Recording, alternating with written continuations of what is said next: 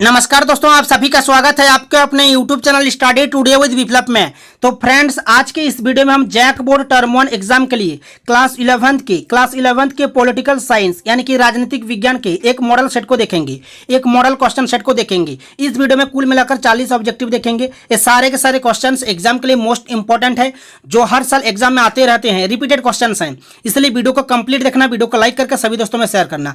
तो चलिए स्टार्ट करते हैं। क्वेश्चन नंबर 1 को देखिए। क्वेश्चन नंबर 1 है यहाँ पर कि किस दल ने संविधान सभा की बैठक का बहिष्कार किया। किस दल ने संविधान सभा की बैठक का बहिष्कार किया। यहाँ पर ऑप्शन है मुस्लिम लीग, भारतीय राष्ट्रीय कांग्रेस, हिंदू महासभा, साम्यवादी दल। तो इनमें से राइट हो जाएगा आपका ऑप्शन नंबर ए, जो है मुस्लिम लीग। मुस्लिम लीग जो है संविधान सभा की बैठक का बहिष्कार किया। ये आपको याद रखना है, मुस्लिम लीग। ठीक है, देखो यहाँ से एक क्वेश्चन बन सकता है कि संविधान सभा के अध्यक्ष कौन थे। अगर आपको एग्जाम में पूछा जाता है कि संविधान सभा के अध्यक्ष कौन थे, तो आपको आंसर देना है डॉक्टर राजेंद्र प्रसाद। ठीक है, डॉक्टर राजेंद्र प्रसाद आपको आंसर देना है।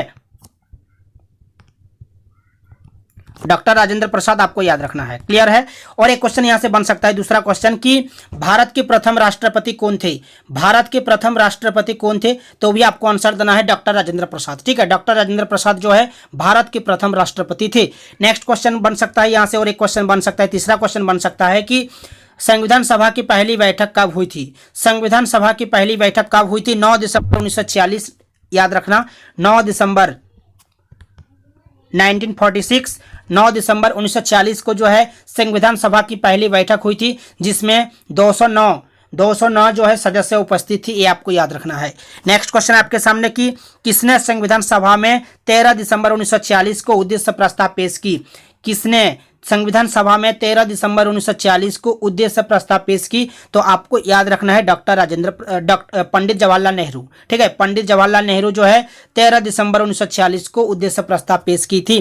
13 दिसंबर 1946 को उद्देश्य प्रस्ताव पेश किया गया, जो कि 22 जनवरी 1947 को पास हो गया। ठीक है, यहां पर मैं लिख देता हूं 22 जनवरी 1947 को जो है पास हो गया। ये आपको याद रखना है। नेक्स्ट आपके सामने क्वेश्चन नंबर 3 को ध्यान से देखिएगा कि न्यायालय के किस महत्वपूर्ण निर्णय में कहा गया कि हमारे मौलिक अधिकारों में कोई कटौती नहीं की जा सकती। न्यायालय के किस महत्वपूर्ण निर्णय में कहा गया कि हमारे मौलिक अधिकारों में कोई कटौती नहीं की जा सकती। यहाँ पर ऑप्शन है आपका गोलकनाथ केस 1967, मंडल केस 1992, केशवानंद भारती केस 1973, और ऑप्शन डी में है साहबानो केस 1985। तो आपका यहाँ पर राइट हो जाएगा केशवानंद भारतीय केस जो है 1973, ये आपका राइट हो जाएगा। ऑप्शन नंबर 3 को याद रखिएगा। नेक्स्ट क्वेश्चन आपके सामने है, क्वेश्चन नंबर 4 को ध्यान से देखिएगा कि भारतीय संविधान में वर्णित इनमें से कौन सा मौलिक अधिकार नहीं है। क्वेश्चन नंबर 4 को ध्यान से देखिएगा, भारतीय संविधान में वर्णित इनमें से कौन सा अधिकार मौलिक अधिकार नहीं है। देखो, वर्तमान में भारतीय नागरिकों को 6 मौलिक अधिकार प्राप्त है। पहला है समता का अधिकार, दूसरा है स्वतंत्रता का अधिकार, तीसरा है शोषण के विरुद्ध अधिकार, चौथा है धार्मिक स्वतंत्रता का अधिकार, पांचवा है सांस्कृतिक और शैक्षिक अधिकार, और छठा है आपका संवैधानिक उपचारों का अधिकार। तो यहाँ पर देखो, स्वतंत्रता का अधिकार है, संपत्ति का अधिकार है, शोषण के विरुद्ध अधिकार और संवैधानिक उपचारों का अधिकार। तो देखो, ऑप्शन ए जो है, ऑप्शन सी और ऑप्शन डी तीनों जो है ये मौलिक अधिकार है, लेकिन ऑप्शन बी में जो लिखा हुआ है संपत्ति का अधिकार, यह जो है आपका मौलिक अधिकार में नहीं आता है। तो ऑप्शन नंबर बी आपका यहाँ पर राइट हो जाएगा, संपत्ति का अधिकार। ठीक है, 6 मौलिक अधिकार है, फिर से रिपीट कर रहा हूँ, समता का अधिकार, स्वतंत्रता का अधिकार, शोषण के विरुद्ध अधिकार, धार्मिक स्वतंत्रता का अधिकार, सांस्कृतिक और शैक्षिक अधिकार, संवैधानिक उपचारों का अधिकार। ठीक है, नेक्स्ट क्वेश्चन है आपके सामने, क्वेश्चन नंबर 5 को ध्यान से देखिएगा कि भारतीय संविधान में किस भाग में चुनाव आयोग की व्यवस्था की गई। भारतीय संविधान के किस भाग में चुनाव आयोग की व्यवस्था की गई, तो आपको याद रखना है भाग 15 में। ठीक है, भाग 15 ये आपका राइट होगा, अनुच्छेद 324 324 से 329। ठीक है, ये आपको याद रखना है, भाग 15। नेक्स्ट आपके सामने, मतदाताओं के लिए तस्वीर सहित पहचान पत्र को किस वर्ष से अनिवार्य कर दिया गया। मतदाताओं के लिए तस्वीर सहित पहचान पत्र को किस वर्ष से अनिवार्य कर दिया? तो आपको याद रखना है 1993। ये सारे के सारे क्वेश्चंस एग्जाम के लिए मोस्ट इंपॉर्टेंट है, जो हर साल एग्जाम में रिपीट होते रहते हैं। इसलिए वीडियो को कंप्लीट देखना, वीडियो को लाइक करके सभी दोस्तों में शेयर करना, और आगे की इस तरह की वीडियोस देखने के लिए इस चैनल को सब्सक्राइब करके रखना। नेक्स्ट क्वेश्चन आपके सामने, किसने राजनीतिक क्षेत्र में महिला प्रतिनिधित्व को उचित माना? नेक्स्ट क्वेश्चन है क्वेश्चन नंबर 7, किसने राजनीतिक क्षेत्र में महिला प्रतिनिधित्व को उचित माना? यहाँ पर ऑप्शन है अरस्तु, रूसो, वैंथम और जे.एस. मिल। तो आपका यहाँ पर राइट होगा जे.एस. मिल। ये आपको याद रखना है, ऑप्शन नंबर डी, जे.एस. मिल। नेक्स्ट आपके सामने की राज्य के शासन में केंद्र के प्रतिनिधि किसे कहा गया है? राज्य के शासन में केंद्र का प्रतिनिधि किसे कहा गया है? तो आपको याद रखना है राज्यपाल को। यहाँ पर राज्य का बात किया गया है, राज्य के शासन में केंद्र का प्रतिनिधि किसे कहा गया है? राज्यपाल को। ये आपको याद रखना है। नेक्स्ट क्वेश्चन आपके सामने क्वेश्चन नंबर 9, कितने एंग्लो इंडियन सदस्यों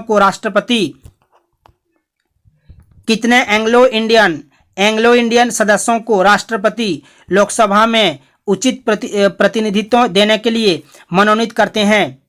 कितने एंग्लो इंडियन सदस्यों को राष्ट्रपति लोकसभा में उचित प्रतिनिधित्व देने के लिए मनोनीत करते हैं? 1, 2, 12 या 0? तो इनमें से राइट हो जाएगा आपका ऑप्शन नंबर बी राइट हो जाएगा, यहाँ पर 2। ठीक है, ये आपको याद रखना है। नेक्स्ट क्वेश्चन देखो, नेक्स्ट क्वेश्चन है आपके सामने क्वेश्चन नंबर 10 को ध्यान से देखिएगा कि लोकसभा में बहुमत वाले दल का नेता कौन होता है? लोकसभा में बहुमत वाले दल का नेता कौन होता है? लोकसभा अध्यक्ष, राष्ट्रपति, प्रधानमंत्री, मंत्रिपरिषद। तो इनमें से राइट हो जाएगा आपका प्रधानमंत्री। ये आपका राइट होगा ऑप्शन नंबर सी। प्रधानमंत्री के प्रधान के रूप में प्रधानमंत्री अपने देश की सरकार का सबसे महत्वपूर्ण पदाधिकारी होता है। ठीक है, प्रधानमंत्री विभिन्न पद, स्तर और मंत्रालयों का आवंटन करता है। ये आपको याद रखना है। ठीक है, लोकसभा के बहुमत वाले दल का नेता कौन होता है? प्रधानमंत्री होता है। नेक्स्ट क्वेश्चन आपके सामने कि कोई मंत्री जो सांसद या विधायक नहीं है, कोई मंत्री जो सांसद या विधायक नहीं है, उसे कितने समय में सांसद या विधायक होना अनिवार्य होगा? तो यहाँ पर ऑप्शन है देखो, 3 माह, 6 माह, 1 वर्ष, 2 वर्ष। तो इनमें से राइट होगा आपका 6 माह। ये आपका राइट होगा। नेक्स्ट है राज्यसभा को धन विधेयक पास करने के लिए कितना समय दिया गया है?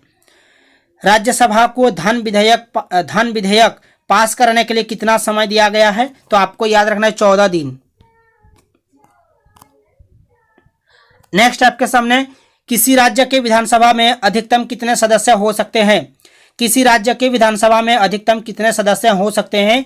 तो आपको याद रखना है 500। ठीक है, प्रत्येक राज्य की अपनी विधानसभा है जिसमें कम से कम 60 और अधिक से अधिक 500। ठीक है, 500 सदस्य हो सकते हैं, कम से कम 60 और अधिक से अधिक 500। ये आपको याद रखना है। नेक्स्ट आपके सामने कि इनमें से कौन भारतीय संसद का अंग नहीं है? इनमें से कौन भारतीय संसद का अंग नहीं है? राष्ट्रपति, लोकसभा, राज्यसभा, प्रधानमंत्री। तो इनमें से राइट होगा आपका प्रधानमंत्री। संसद का अर्थ है राष्ट्रपति, राज्यसभा और लोकसभा। ठीक है, राष्ट्रपति, लोकसभा और राज्यसभा। तो प्रधानमंत्री जो है संसद का अंग नहीं है, तो ये आपका राइट होगा। नेक्स्ट आपके सामने, किसी विधायक दल के कितने सदस्य एक साथ अपनी पार्टी छोड़कर किसी अन्य पार्टी में शामिल होते हैं तो उन्हें दल बदलू नहीं माना जाएगा? किसी विधायक दल के कितने सदस्य एक साथ अपनी पार्टी छोड़कर किसी अन्य पार्टी में शामिल होते हैं तो उन्हें दल बदलू नहीं माना जाएगा? तो आपको याद रखना है 2/3 सदस्य। ठीक है, इसे दल का विलय कहा जाएगा। दल का विलय जब कोई सांसद या विधायक अपनी इच्छा से उस पार्टी को छोड़ देता है जिसके टिकट पर उसका निर्वाचन हुआ है, तो उसे राजनीतिक दल बदलू कहते हैं। नेक्स्ट आपके सामने, सर्वोच्च न्यायालय के न्यायाधीशों की अवकाश आयु को बढ़ाने का अधिकार किसे है? सर्वोच्च न्यायालय के न्यायाधीशों की अवकाश आयु को बढ़ाने का अधिकार किसे है? संसद को। ये आपको याद रखना है। नेक्स्ट आपके सामने कि उच्च न्यायालयों के न्यायाधीशों की अवकाश आयु कितनी है? उच्च न्यायालयों के न्यायाधीशों की अवकाश आयु कितनी है? 60 वर्ष, 62, 65 या 68? तो इनमें से राइट होगा आपका 62 वर्ष। ये आपको याद रखना है। सर्वोच्च न्यायालय की न्यायाधीशों की संख्या निवृत्ति आयु कितनी है। अगर आपको एग्जाम में पूछा जाता है कि सर्वोच्च न्यायालय की न्यायाधीशों की संख्या निवृत्ति आयु कितनी है, तो आपको आंसर देना है 65 वर्ष। ठीक है, 65 वर्ष ये आपको आंसर देना है। चलो नेक्स्ट क्वेश्चन देखते हैं। चलो नेक्स्ट क्वेश्चन देखो, नेक्स्ट क्वेश्चन है आपके सामने। नेक्स्ट क्वेश्चन आपके सामने कि भारत के सर्वोच्च न्यायालय में न्यायाधीशों की नियुक्ति कौन करता है। भारत के सर्वोच्च न्यायालय के न्यायाधीशों की नियुक्ति कौन करता है। सुप्रीम कोर्ट का यहाँ पर बात किया जा रहा है। ठीक है, सर्वोच्च न्यायालय के न्यायाधीशों की नियुक्ति कौन करता है, राष्ट्रपति करता है। कौन करता है, देश के राष्ट्रपति, ये आपको याद रखना है। नेक्स्ट आपके सामने है, भारत के चुनाव आयोग को किस सूची में रखा गया है। भारत के चुनाव आयोग को किस सूची में रखा गया है, संघ सूची में रखा गया है। चुनाव आयोग को संघ सूची में रखा गया है। नेक्स्ट आपके सामने, केंद्र व राज्य के बीच, केंद्र व राज्यों के बीच शक्तियों के वितरण को किस अनुसूची में रखा गया है। किस अनुसूची में रखा गया है, केंद्र व राज्यों के बीच शक्तियों के वितरण को किस अनुसूची में रखा गया है, 7वीं अनुसूची। 7वीं अनुसूची, ये आपको याद रखना है। नेक्स्ट क्वेश्चन आपके सामने, यदि किसी राज्य की जनसंख्या 20 लाख से कम है, यदि किसी राज्य की जनसंख्या 20 लाख से कम है तो उस राज्य में पंचायती राज की व्यवस्था होगी। एक स्तरीय या द्विस्तरीय या त्रिस्तरीय या 4 स्तरीय।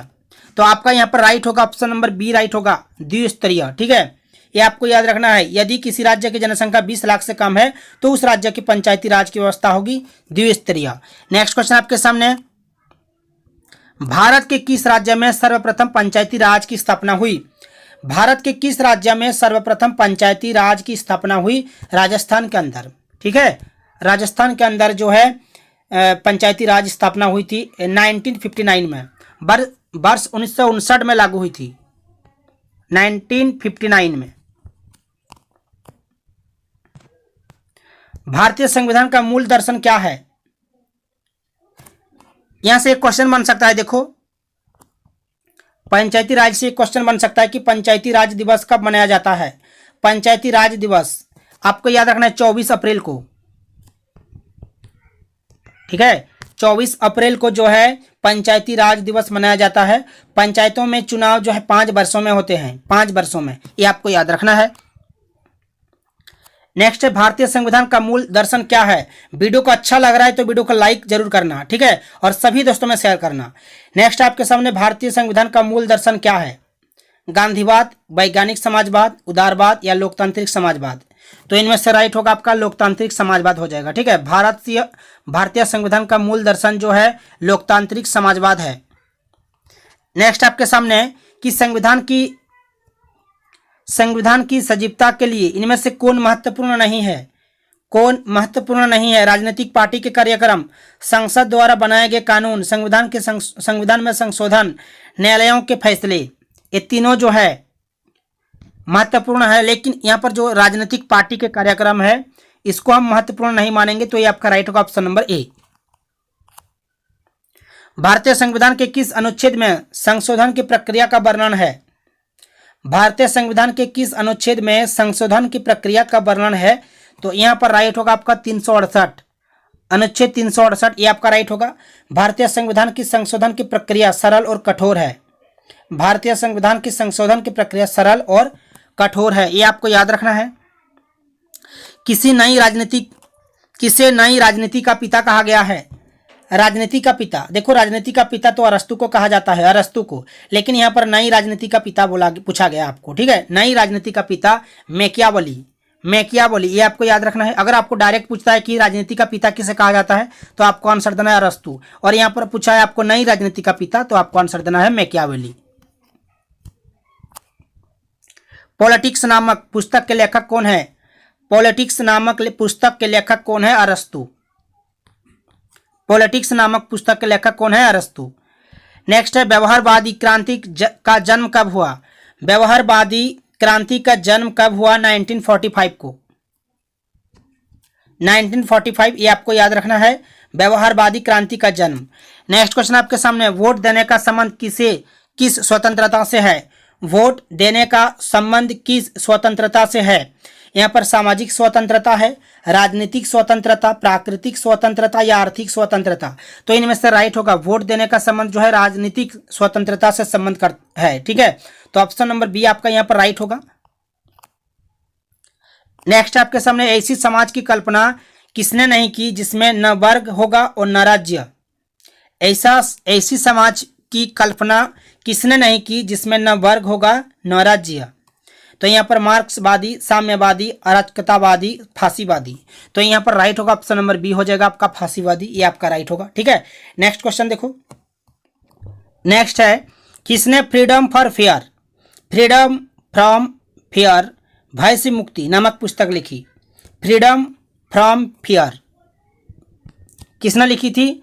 आंग सान सू ने। किसने लिखी? आंग सान सू, ये आपको याद रखना है। नेक्स्ट है किनके विचार हैं कि प्राकृतिक असमानता को दूर नहीं किया जा सकता। किनके विचार है कि प्राकृतिक असमानता को दूर नहीं किया जा सकता? तो रूसो के विचार हैं ये। नेक्स्ट आपके सामने किनका कथन है कि व्यक्ति चाहे कितना भी ऊंचा हो कानून उसके ऊपर है।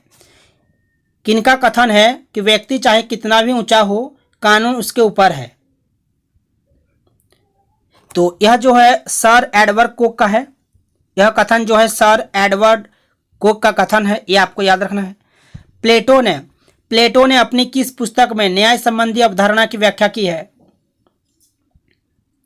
प्लेटो ने अपनी किस पुस्तक में न्याय संबंधी अवधारणा की व्याख्या की है? तो आपको याद रखना है उस पुस्तक का नाम है द रिपब्लिक, ये आपको याद रखना है। नेक्स्ट आपके सामने क्वेश्चन नंबर 35 को देखिए। किस सिद्धांत के अनुसार वर्ग विहीन समाज में ही न्याय उपलब्ध हो सकता है? किस सिद्धांत के अनुसार वर्ग विहीन समाज में ही न्याय उपलब्ध हो सकता है? तो यहाँ पर उदारवादी है, लोकतांत्रिक समाजवादी, मार्क्सवादी, फांसीवादी। तो यहाँ पर राइट होगा आपका मार्क्सवादी, ये आपका राइट होगा ऑप्शन नंबर सी।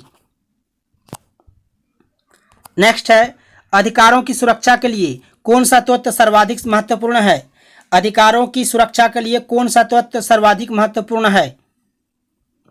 यहाँ पर राजनीतिक दल है, प्रशासनिक आदेश, दबाव समूह है और स्वतंत्रता न्यायपालिका। तो यहाँ पर ऑप्शन नंबर डी आपका यहाँ पर राइट हो जाएगा, स्वतंत्रता न्यायपालिका, ये आपका राइट होगा। नेक्स्ट है किसने कहा कि किसी राज्य की पहचान वहां के अधिकारों की व्यवस्था से की जा सकती है? किसने कहा कि किसी राज्य की पहचान वहां के अधिकारों की व्यवस्था से की जा सकती है? Thomas Hobbes, Laski, Rousseau, John Locke. तो यहाँ पर राइट होगा आपका लॉस्की हो जाएगा, लॉस्की ने कहा। नेक्स्ट है इनमें कौन जीवन, स्वतंत्रता तथा संपत्ति से संबंधित 3 अधिकारों को प्राकृतिक अधिकारों के रूप माना? इनमें से कौन जीवन, स्वतंत्रता तथा संपत्ति से संबंधित 3 अधिकारों को प्राकृतिक अधिकारों के रूप में माना? तो किसने माना? जॉन लॉक ने। ठीक है, जॉन लॉक, ये आपको याद रखना है। नेक्स्ट आपके सामने अपने से बड़े लोगों का सम्मान करना कौन अधिकार है? अपने से बड़े लोगों का सम्मान करना कौन अधिकार है? नैतिक अधिकार, कानूनी, राजनीतिक या सामाजिक अधिकार? तो यहाँ पर राइट हो जाएगा आपका ऑप्शन नंबर ए राइट होगा, यहाँ पर नैतिक अधिकार हो जाएगा। ठीक है, नेक्स्ट आपके सामने किसने आज के विश्व को भूमंडलीय गांव की संज्ञा दी है? किसने आज के विश्व को भूमंडलीय गांव की संज्ञा दी है? तो आपको याद रखना है मार्शल मैकलुहान। ठीक है, मार्शल मैकलुहान ने, ये आपका राइट होगा ऑप्शन नंबर बी। तो फ्रेंड्स ये थे 40 वीवीआई ऑब्जेक्टिव। वीडियो को अगर अच्छा लगा है तो वीडियो को लाइक कीजिए और सभी दोस्तों में शेयर कीजिए, और इस तरह के वीडियोस देखने के लिए, इस चैनल में जुड़े रहने के लिए चैनल को सब्सक्राइब करके रखिए। तो मिलते हैं नेक्स्ट वीडियो में, तब तक के लिए बाय। जय हिंद, जय भारत।